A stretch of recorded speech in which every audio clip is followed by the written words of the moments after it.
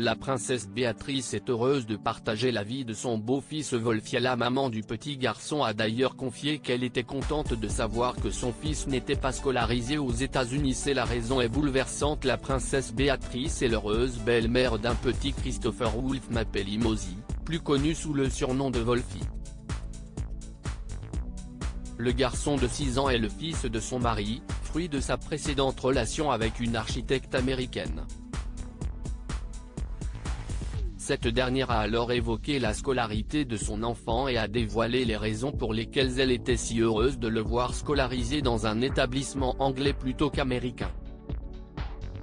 « Je suis contente que mon fils n'aille pas à l'école aux États-Unis.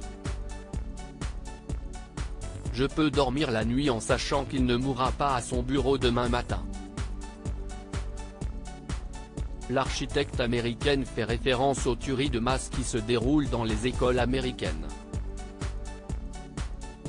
Ce n'est pas pour faire de la politique ici, mais je suis allé dans un magasin de sport aux États-Unis pour acheter des chaussures de tennis aujourd'hui et je n'ai pas pu m'empêcher de remarquer cette énorme section d'armes à feu, après la vente de Noël.